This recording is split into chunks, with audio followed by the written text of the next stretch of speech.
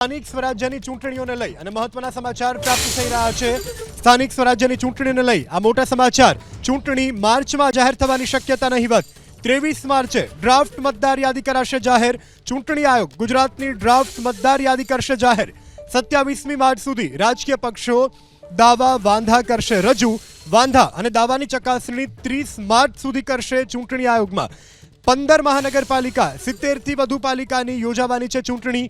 34 જિલ્લા અને 250 થી વધુ તાલુકા પંચાયતોની યોજાશે ચૂંટણી। તો સ્થાનિક સ્વરાજ્યની ચૂંટણીને લઈ આ મોટા સમાચાર। માર્ચમાં જાહેર ચૂંટણી નહીં થવાની શક્યતા। સંવાદદાતા હિરેન રાજગુરુ આપણી સાથે લાઈવ જોડાઈ ગયા છે। જી હિરેન।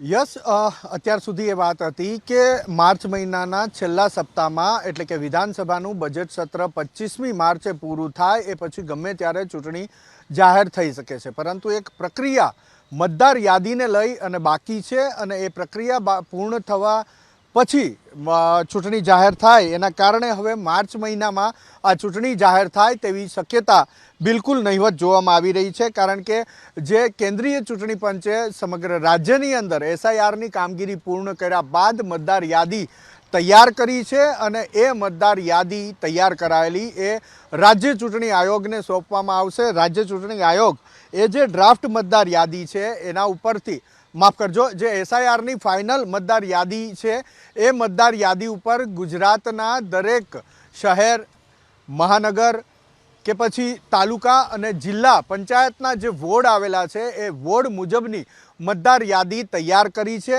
આ ડ્રાફ્ટ મતદાર યાદી કે જે વોર્ડ મુજબની તૈયાર થઈ છે એ 23મી માર્ચે ગુજરાત ચૂંટણી આયોગ જાહેર કરશે ડ્રાફ્ટ મતદાર યાદી અને ત્યારબાદ રાજકીય પક્ષોને તેમના વાંધા, અરજી કે દાવા રજૂ કરવા માટેનો સમય આપવામાં આવશે અને એ સમય 27મી માર્ચ સુધીનો હશે।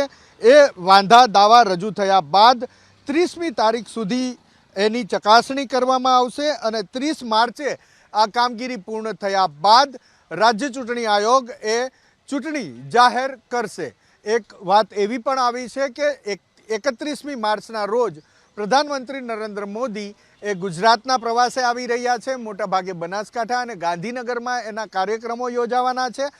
આ ચૂંટણી આયોગની પ્રક્રિયા પૂર્ણ થશે, પ્રધાનમંત્રી નરેન્દ્ર મોદીનો ગુજરાત પ્રવાસ પૂર્ણ થશે અને ત્યારે માનવામાં આવી રહ્યું છે એ મુજબ 1લી તારીખથી લઈ અને 7મી તારીખ એપ્રિલ એની વચ્ચે ગમે ત્યારે ચૂંટણી જાહેર થઈ શકે છે અને જે મુજબની હાલ શક્યતા જોવામાં આવી રહી છે એ મુજબ એપ્રિલ મહિનાના અંત સુધીમાં અથવા તો મે મહિનાના પહેલા સપ્તાહ સુધીમાં ચૂંટણી યોજાઈ જશે, મતદાન થઈ જશે અને તેનું પરિણામ પણ આવી જશે। એટલે કે એપ્રિલ મહિનામાં આ ચૂંટણી જાહેર થશે। એપ્રિલના અંત અથવા તો મે મહિનાના પહેલા સપ્તાહ સુધીમાં સ્થાનિક સ્વરાજ્યની સંસ્થાઓ કે જે આપે જણાવ્યું એ મુજબ 34 જિલ્લા પંચાયત, 250થી વધારે તાલુકા પંચાયત, 15 મહાનગરપાલિકા અને 70થી વધારે નગરપાલિકાની ચૂંટણી એ પૂર્ણ થવાની શક્યતા છે, પરંતુ માર્ચ મહિનામાં જે ચૂંટણી જાહેર થવાની શક્યતા હતી એ હવે